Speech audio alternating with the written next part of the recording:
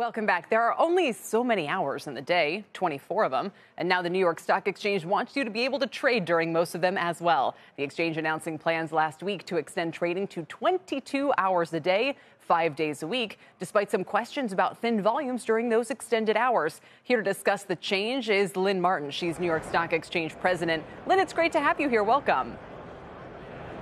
Thanks for having me. It's great to be here. What spurred this change, and when would it be implemented?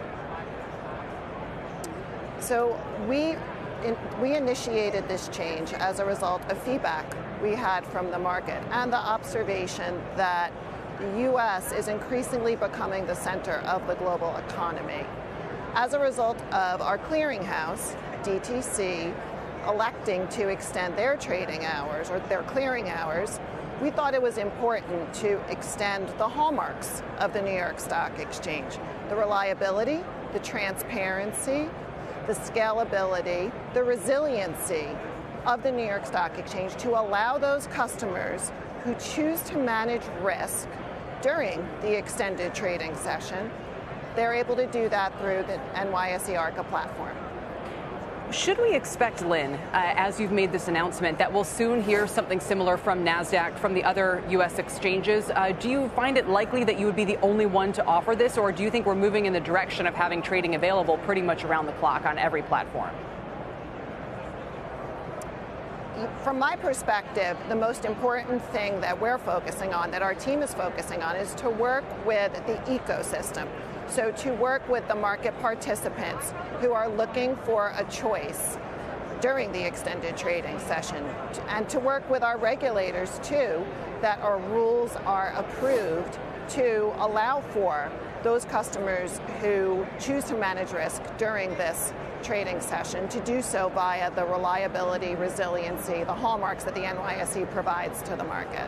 I still hear from a lot of people who were on the floor when we were down there in the closing bell days. And Lynn, a lot of them think this is a step into the future maybe for the New York Stock Exchange. And to some they say, is this a step towards being the NASDAQ, towards being a fully digital exchange and one where the human element is more or less an artifact?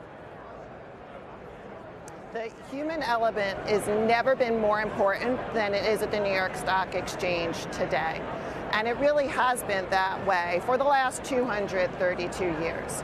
Now, if I look at the amount of messages we process on our matching engines through our network, the amount of messages is approaching 1 trillion messages per day.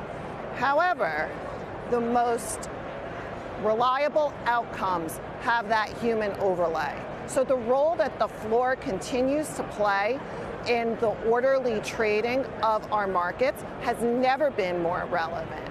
And in fact, we've been able to quantify that with the amount of volatility that has been dampened as a result of the interaction of our floor with our robust order book and our market-leading technology. Absolutely correct. People feel that the human element actually dampens volatility and wonder if this is a sign that it could be going more by the wayside. You mentioned that markets, Lynn, are the ones who are pushing for this, but what do you mean by markets? Is it institutional and players largely who are seeking this kind of optionality and not so much the retail audience?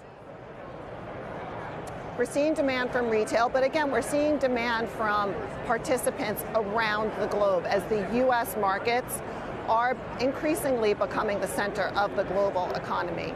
That demand comes from all parts of the world. It comes out of Asia, it comes out of Europe, certainly out of the U.S. as well, the U.S. retail. So we thought it was our responsibility as the world's largest exchange and the steward of the U.S. capital markets to take that responsibility and to offer the reliability and resiliency that only the New York Stock Exchange can offer.